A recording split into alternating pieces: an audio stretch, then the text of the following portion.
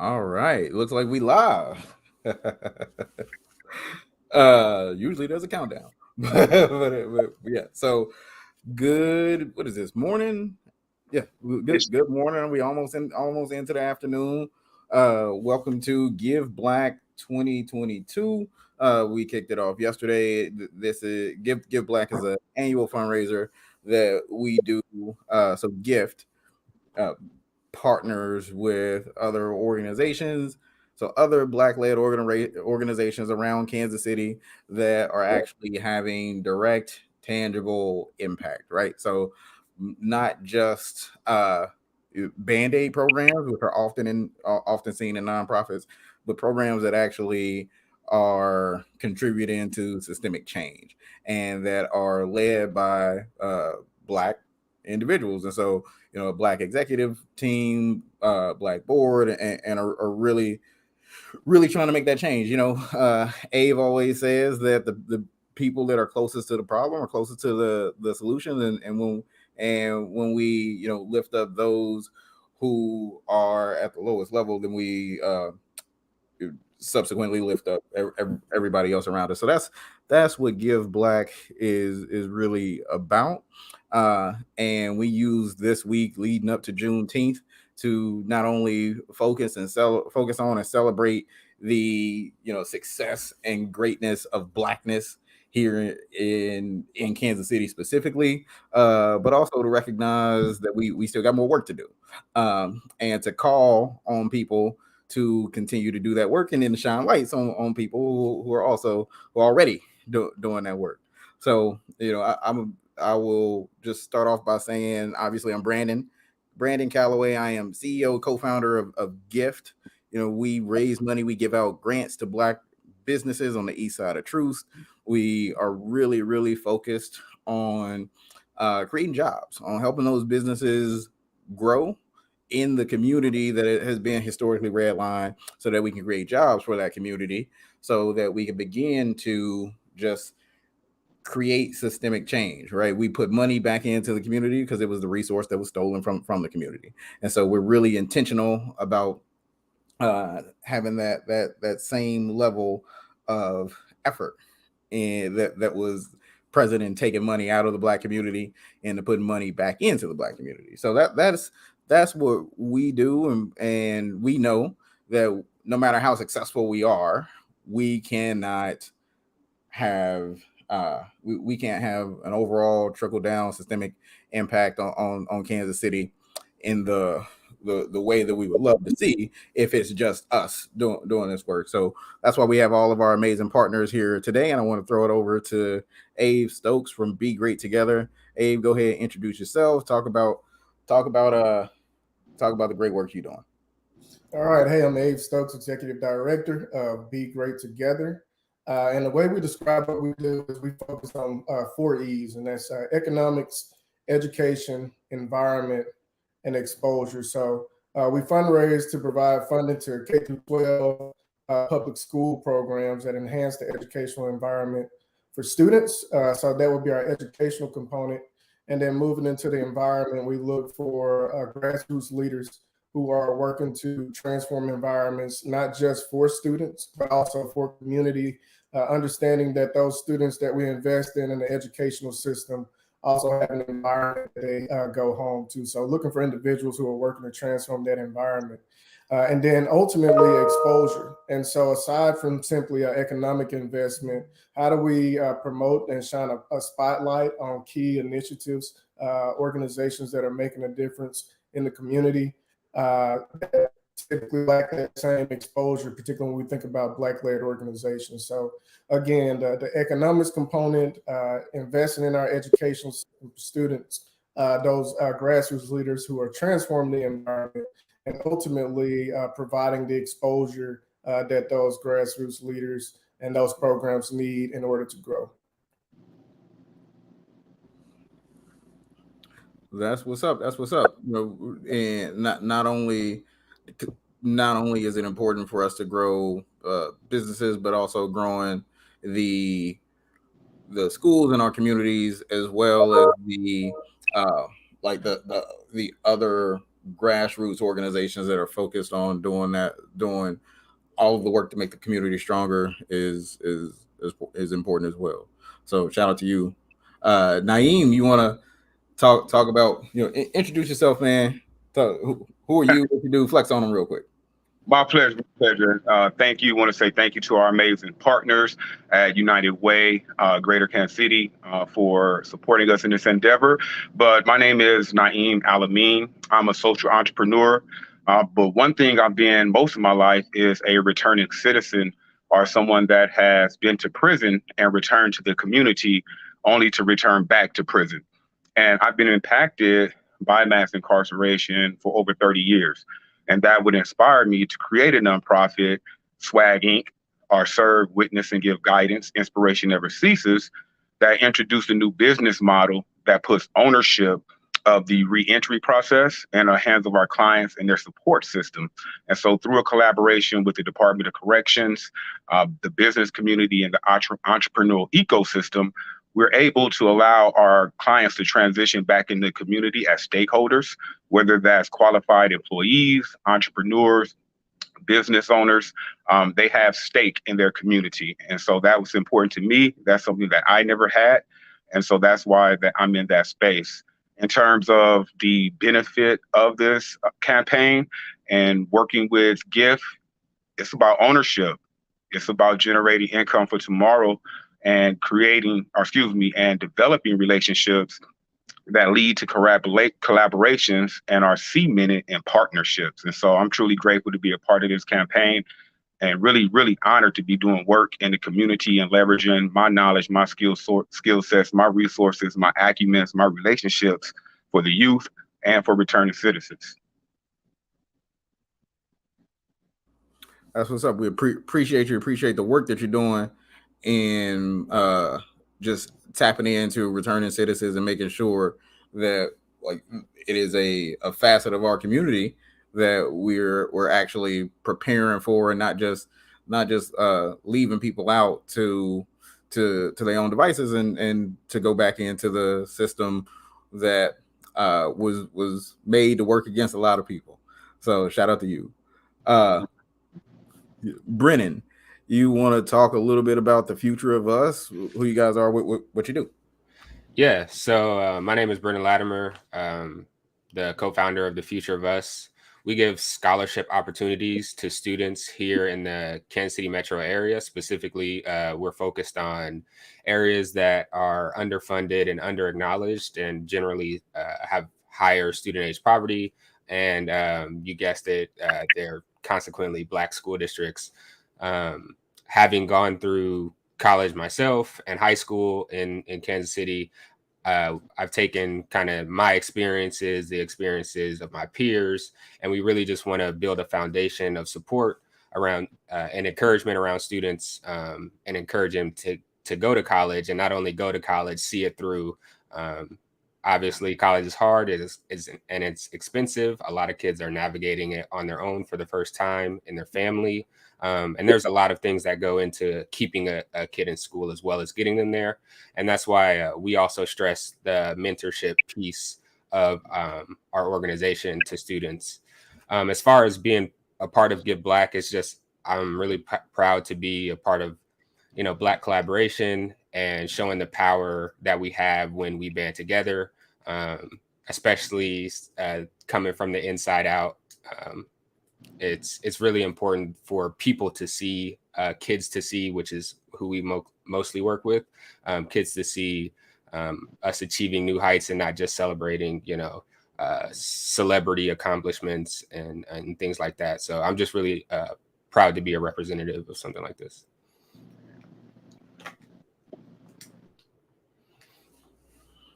That's what's up, man. That's what's up. Y'all doing great work out there and actually getting kids a higher education. Tori, you want to talk a little bit about MOS and who you guys are, how you got started and stuff?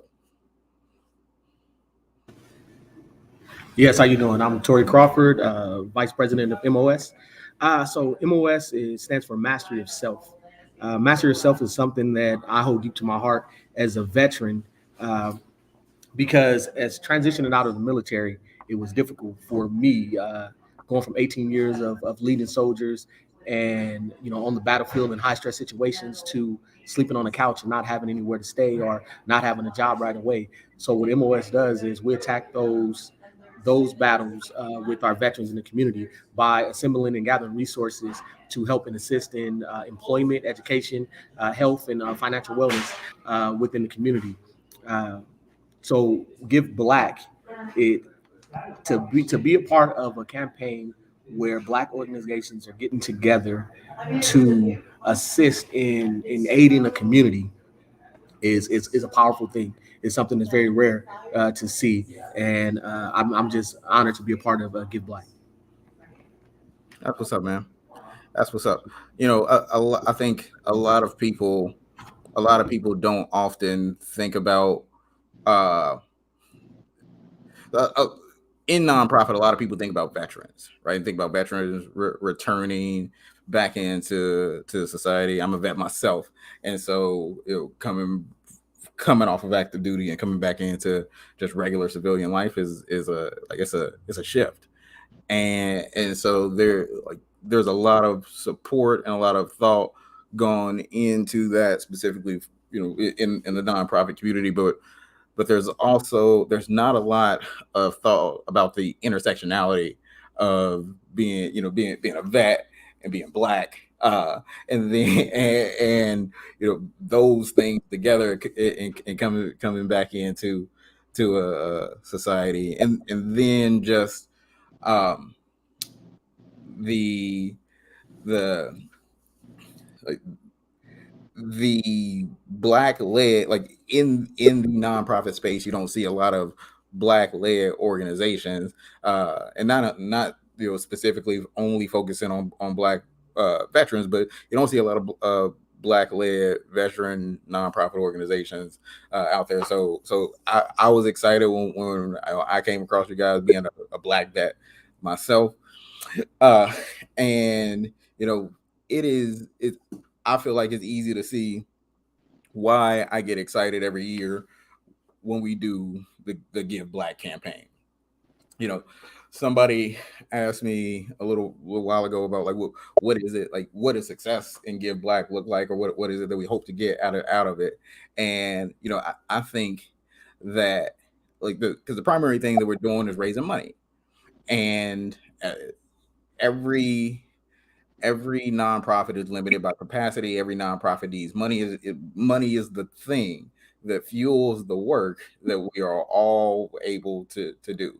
And if we are able to grow Black businesses and create jobs at the same time that we are being intentional about focusing on returning citizens and getting them the services and assistance and programs that they need to reintegrate into society in an effective manner, at the same time that we are focusing on strengthening our school programs and the community around those schools, and while we're also focusing on the financial, mental, and physical well-being and health of our veterans, as well as helping students in inner city schools actually get to college, get a higher education. All of that is happening at the same time. There is no doubt that not only do we create a better urban core, but we really create a better Kansas City for everybody. And so I want to open it up, like in that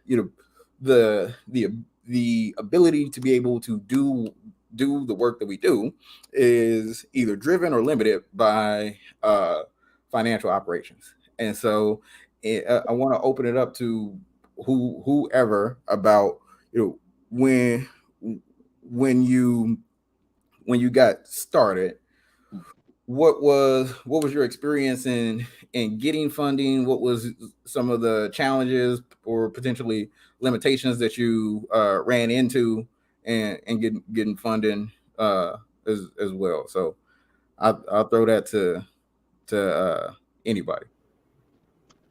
Well, I'll go ahead and open this up if I could. Brandon, about my experiences with pursuing funding as a Black founder and a CEO of a nonprofit. So Swag Inc. was incorporated in 2019, about a year after I was released from prison, homeless, geographically displaced, and without any money after serving a 5-year sentence for a crime that I didn't commit. And so in that pursuit, I had an opportunity to really transverse through the entrepreneurial ecosystem, meet great people, have great conversations, mostly about my feasibility plan as a founder, as a CEO. And what I come to find out from those traditional pathways, we just had great conversations, right? And it wasn't accompanied with any support. And so a couple of things happened, Brandon. One, I would go on through the Heartland Black Chamber of Commerce to connect with Jay Lott, C2FO, dynamic brother in the community, which ultimately led Shout me out to J Lot. Shout out to C2FO. which ultimately led me to a relationship with the Hadley Project KC, where they created themselves ultimately to fund startup nonprofit who focused on social inequities, but also take away those 1 to 3 year barriers, right? In terms of the paperwork, the processes, and then it's about trust in our relationship. And so we were able to garner that support over 3 years. We're in the second year of that. But there's been no other funding opportunities. We've been in the space for 4 years, meeting with all the heads of the foundations, and we still haven't received any funding, even though we've had great conversations. And so the second thing that it inspired me to do was create a revenue generating model within our nonprofit that allows for ownership as well. That's what's up. That's what's up. Go ahead, Brennan. Yeah, so I can kind of speak to it. I guess being young and Black, fresh out of college and stuff like that. And we talked to a lot of different people who just kind of said we were too small at the start of things, and a lot of people want the name recognition and to be a part of something that's already established. I think they feel safer. There's a lot of maybe mistrust when we were approaching people asking for donations and things like that. But once we started to get articles written, get on the news, and start kind of showcasing our work and at least getting some sort of publicity, once we came back around, things were a lot of times a lot easier. And just having there is just a big trust issue, especially when we were asking for donations. So that's kind of what we experienced at the start. Yeah, I got a little bit of stuff to say about that. I know Abe got something to say about that too. Well, I saw you come off mute a little bit ago. So go ahead, Abe. Talk about your experiences.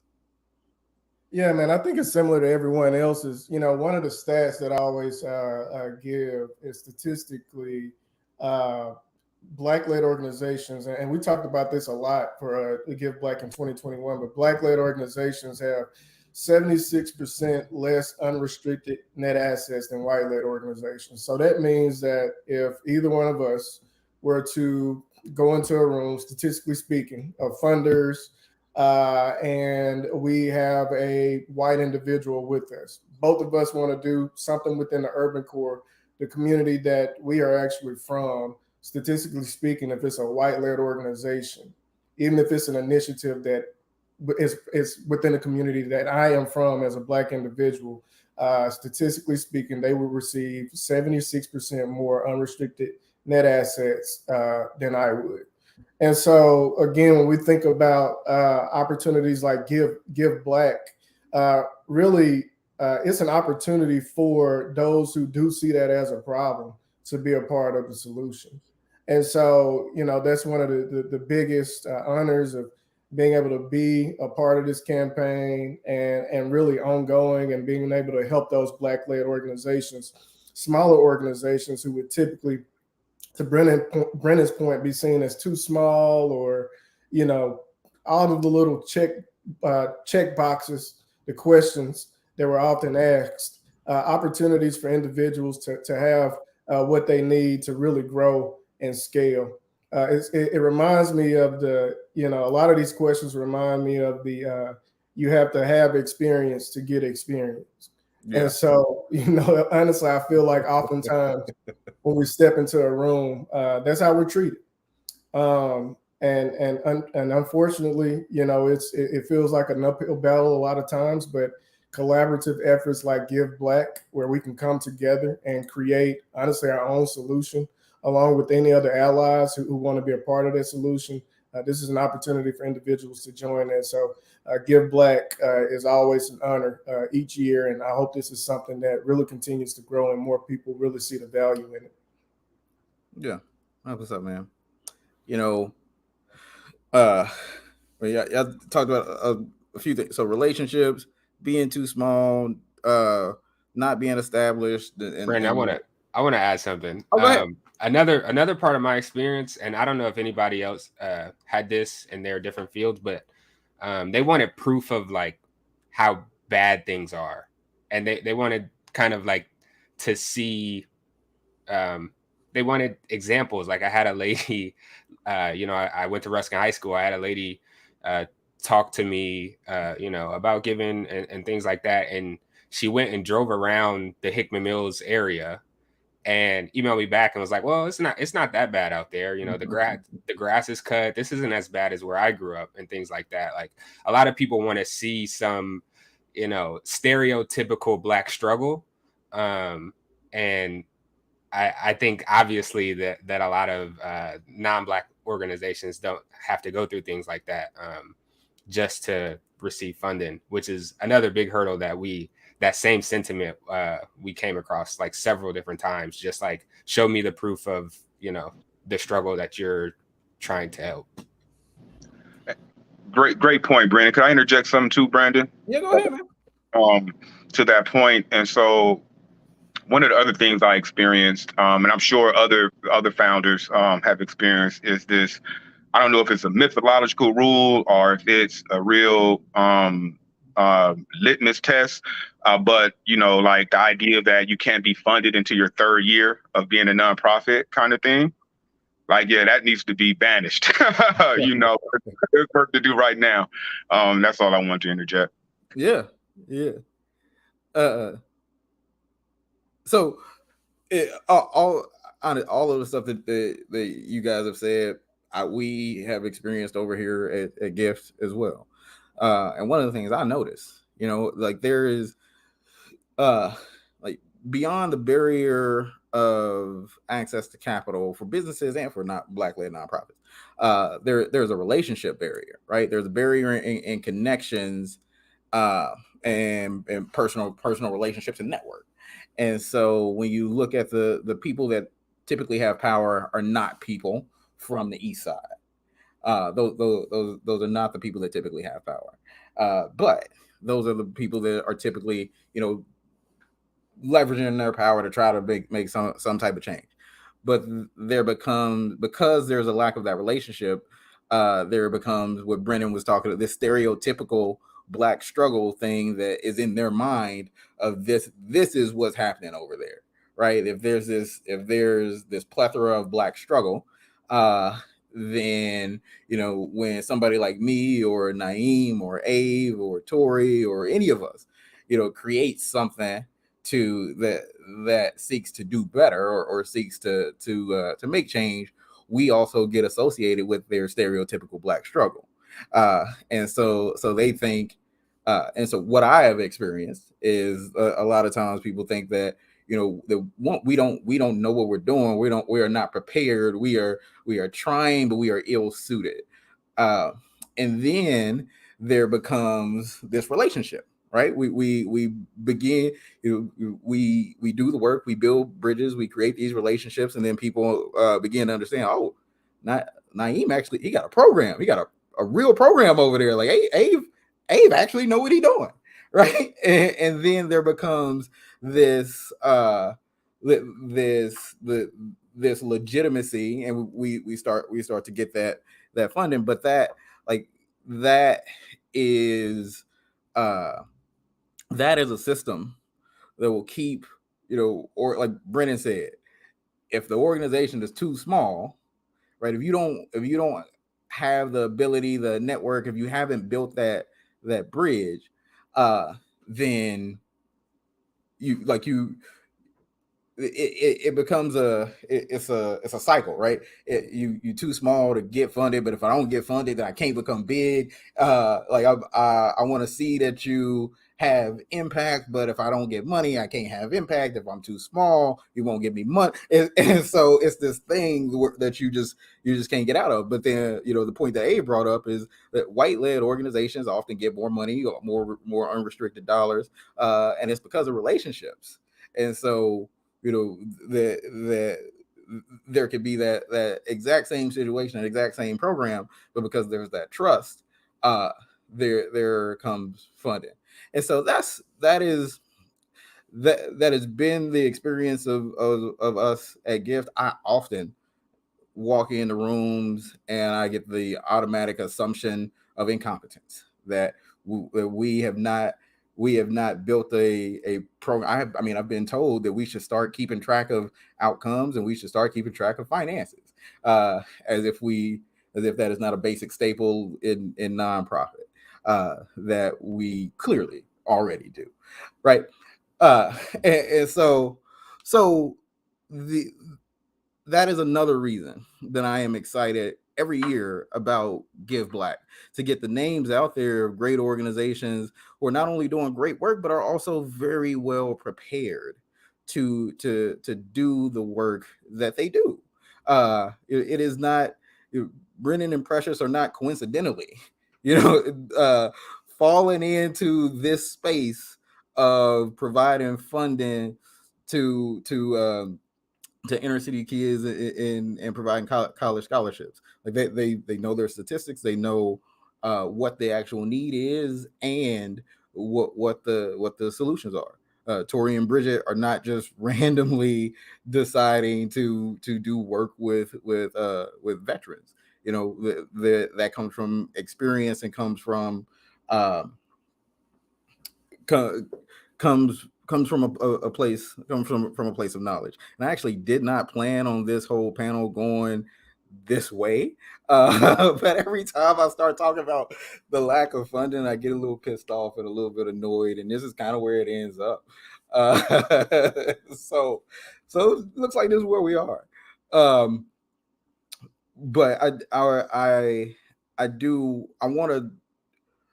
want to also add, because I hate complaining without providing or suggesting solutions, right? I hate that, and so I want to throw it to open it up again and throw it to what do you think needs, because we could say, well, people just need to start giving more money to in the Black community. That's easier said than done, and that's an end result of that's an inaction. What do you guys think are things that companies, individuals, foundations can do to start actually creating some more equitable opportunities for funding for Black-led organizations? I think, Brandon, to Abe's point. Oh, I jumped in there too soon, Abe. My apologies, but I wanted to speak to your point. Abe makes a very compelling point of 78% of white founders that are getting funded doing work in the Black community, right? And so I think that's the core. For me, listening to that, that's the cornerstone, one of the cornerstones, if you will, that needs to, be, remodeled in some kind of way. And I think it comes through developing those relationships that we've been speaking about. And so leveraging those more, I think, would be ideal, because, as you said, the underpowered, are the ones that need to be empowered. And we don't have that representation from the funding pool. And so just having more conversations around that for me would be interesting.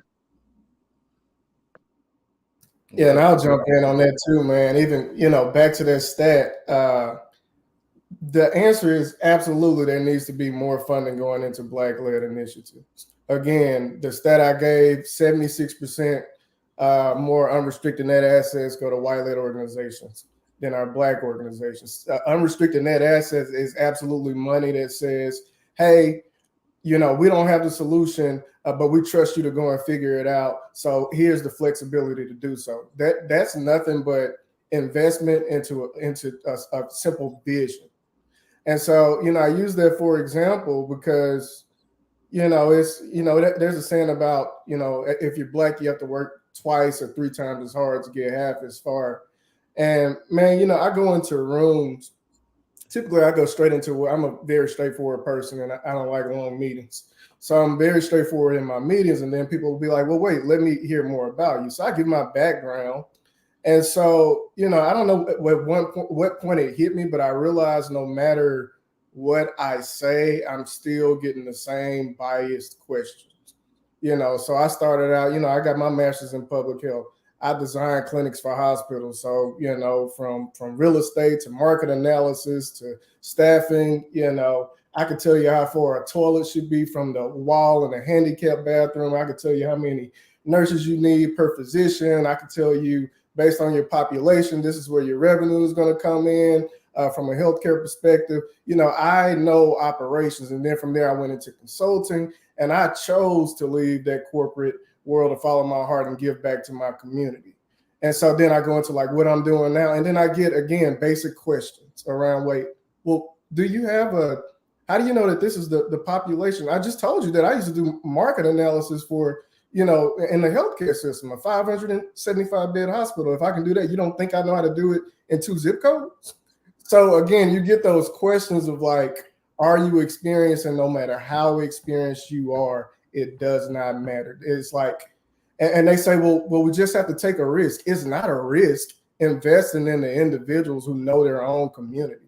I mean, anytime you're investing anywhere, it's a risk. But at the end of the day, you're willing to invest in a group who's not from their community, doesn't understand their community, don't know the ins and outs. And you see that as less of a risk than a person like me that's from that community, a person like me that's been fortunate enough to travel the world and get all these experiences and, learn how to truly operationalize something. Like it just, so again, the answer is absolutely. There just needs to be more investment and more trust. And my only thing, and I'm starting to go towards this, my only thing with trust is that trust kind of takes time to build. And so I think there needs to be some efforts of investment to lead towards trust, because we don't have time we don't have time to wait for full trust to be there before the investment follows. So I will leave with that point as well. Yeah, and I think a lot of it is diversity in who we're talking to in the corporate worlds. Obviously, there's a big diversity issue in hiring. Diversity, equity, inclusion is something that every corporation should be investing into, and not investing into by hiring more Black people at the lowest levels. There needs to be Black people hired in HR. There needs to be Black people hired in community outreach. How can you have a community outreach team of all white people and that's trying to invest in Kansas City inner city? It just doesn't work. That's when we have to over explain and appease and appeal to. And 100%, I know that as a college graduate, as a person that has a good job and can appeal to corporate America, I 100% have to leverage that in my donation requests. And that's just something that I just have to know, because there is that mistrust, that lack of relationship, purely based on skin color, experience, race, and things like that. So companies need to be more diverse to start with before we even get into donating to Black-led causes. And I think we'll see a real improvement in the relationships and connections and familiarity that they have with Black communities. I would like to add to that. I would also just like to encourage, if there is organizations that are donating and they do feel like, okay, they question the legitimacy or the trust, I would invite them to come out and spend some time with us. Sit down, have a conversation, ask us questions. I mean, because I can pull out my resume, I can show you that I have a master's degree in accounting, business management, that I was doing this and this and this in the military. But even after all of that, like all you guys, we have been questioned. So I would say, like, hey, let's sit down. Let me show you the statistics. Let me take you to the communities where we're impacting people. Let me introduce you to somebody whose lives we're helping and we're changing.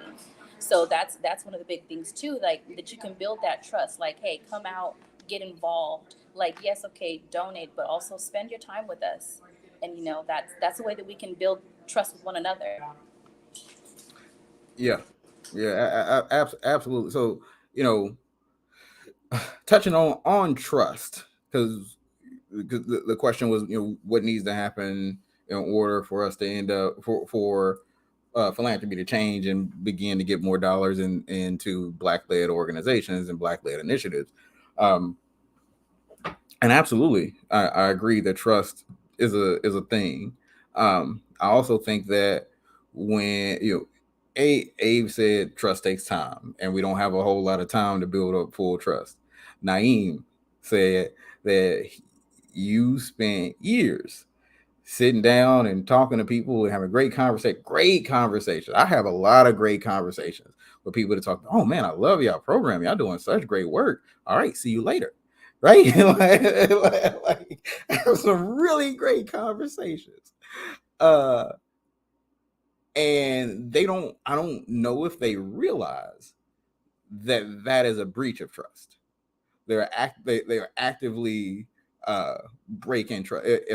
If Naeem is spending, weeks or months or years just talking to people over and over and over again, when you come back and you're ready to actually make that investment, it is less likely that Naeem's gonna trust you because you done burned him way too many times.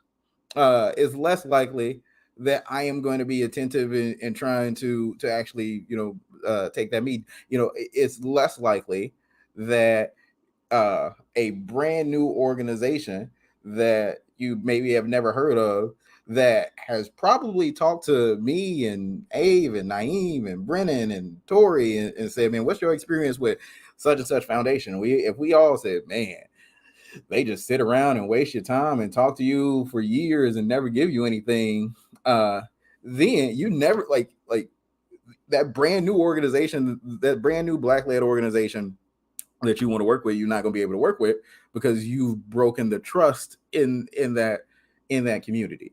And so that's why I think, and I think it's important to do things like the Hadley Project. The Hadley Project came out with a strong funding model up front.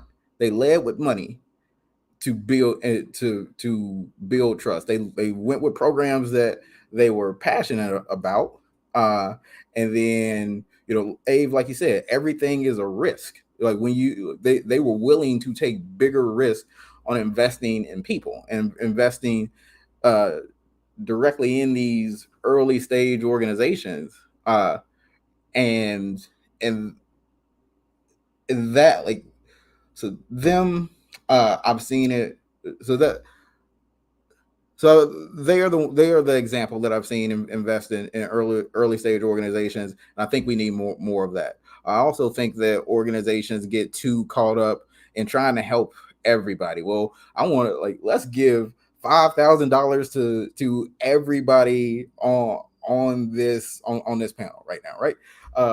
If rather than coming on and saying, okay, I love what everybody is doing. We got $25,000. Let's make a substantial investment in the future of us, right? Like that spreading crumbs around versus actually, making an investment that will matter to the future and function of your organization. I think that's important, and I've seen places like C2FO as well as UMB Bank doing stuff just like that. And so I think those are the long conversations over years and years without actually uh, pulling the trigger is something that needs to change and stop. I think that the practice of spreading breadcrumbs around, and I mean, me and Abe, we talked to a lot of people that like they have a lot of capacity, and they want to drop. Okay, well, let's do 1,000 here, and then we talk again next year, and let's do 3,000 next year, and then we talk again, and then maybe we can do more. Like they got that bread. That is a trust breaker, because you're not actually invested. If I have a $1 million budget and you giving me $2,000, and then you want to follow up on, you want to constantly follow up, like you're not very invested in my success or failure, and are feeling overly like you like I you're feeling owed something that is not logical for you to feel owed. So I go ahead, Brandon. I just want to ask you a question about especially smaller nonprofit organizations and people that are just starting to raise money. Obviously now you have kind of a privilege to turn down $1,000 with some strings attached to it, having the awareness of what comes along with those things, what are the consequences, and what that actually means for your relationship. But in starting out, I guess how do you navigate that when you have $0 in the bank and they're dangling $5,000 and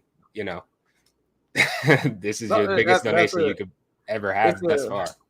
It's a great question. It is a great question, and I mean we have grown to the point where we do have that privilege, right? I had somebody call me about a $1,000 grant that they wanted to give to gift, but I had to sit down with them and build a budget for that $1,000, and I told him I have a $1 million budget.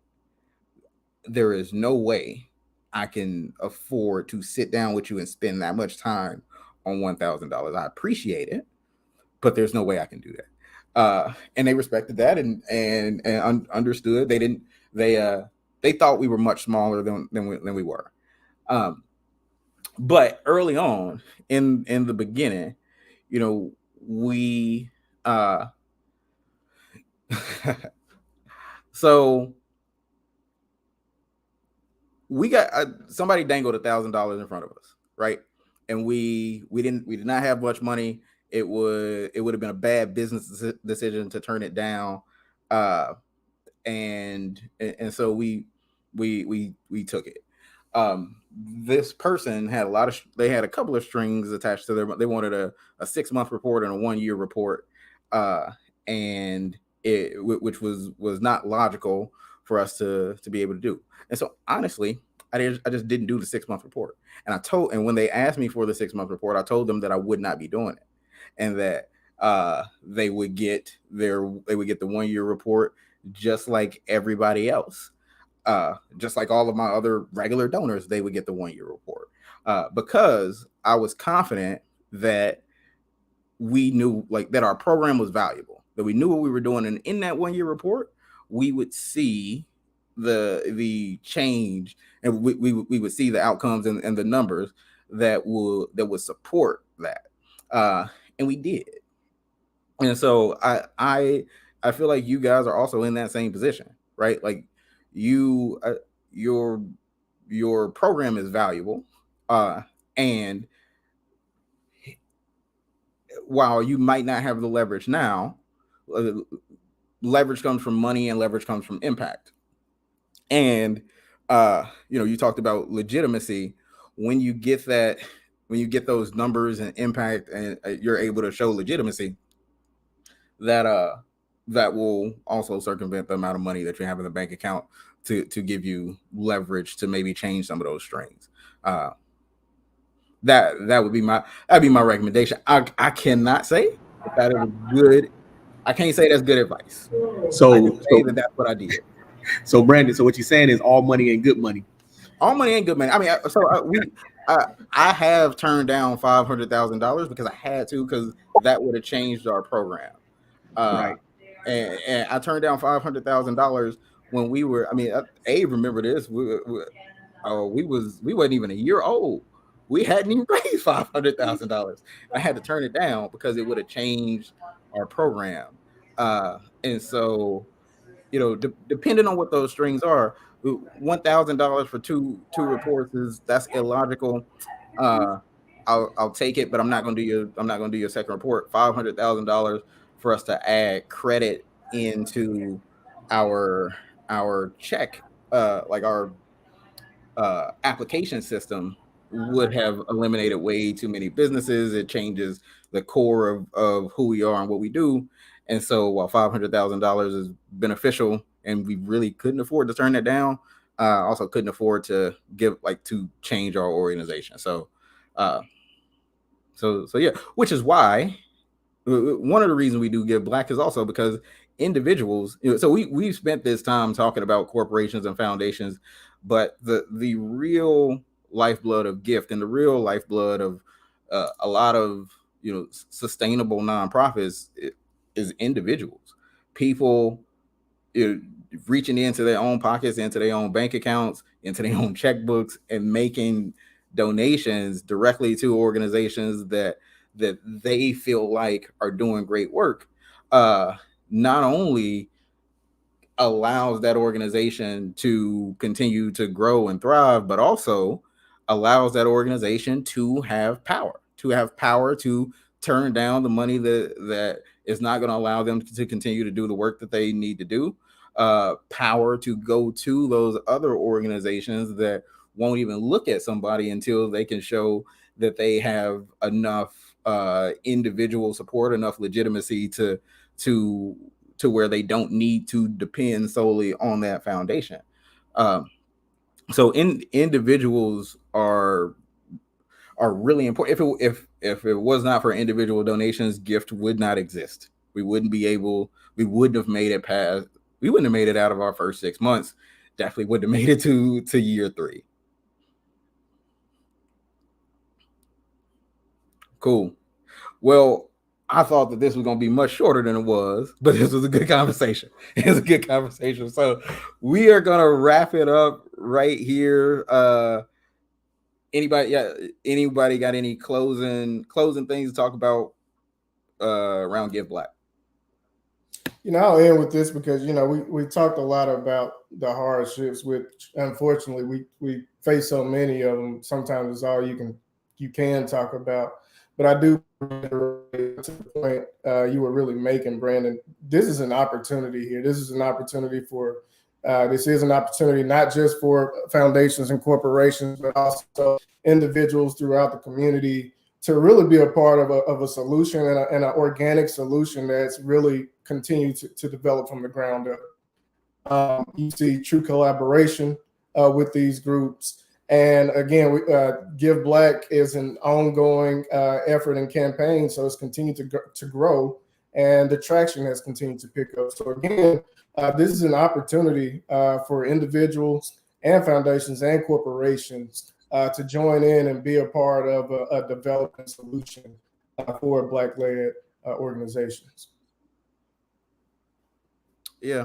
To add to that, man, you're right. We have talked a lot about hardships, and which I think is important, but it's also important to note that in spite of that, we are all still doing great work in the community today, already, right now, right? Like Gift is actively giving out grants. We are growing businesses. We have created over 50 jobs in our first 2 years. We've given out $687,000 in grant funds. We have made an impact. With Be Great Together has already funded school projects. Naeem is currently and actively working with returning citizens to help them reintegrate into society. The Future of Us is Brennan and Precious are actively giving out college scholarships to inner city students. MOS is currently working with veterans to help them grow in the areas of financial, physical, and mental health. Despite the challenges that we just spent 45 minutes kind of going on a tangent about, we are still doing great work.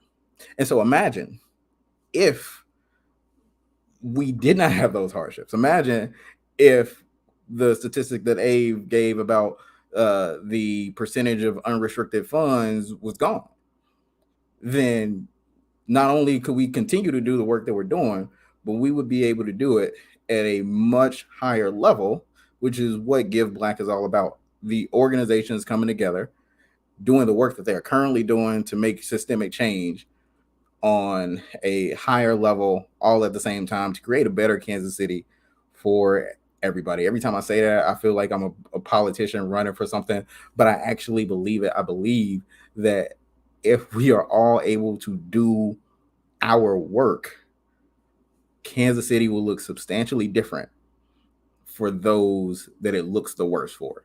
So that's Give Black. I appreciate all of y'all for hopping on. Appreciate everybody for watching. Make sure you go to giveblackkc.org and make a donation, or you can text Give Black 2022 to 44. So Give Black 22 to 41444. Thank y'all.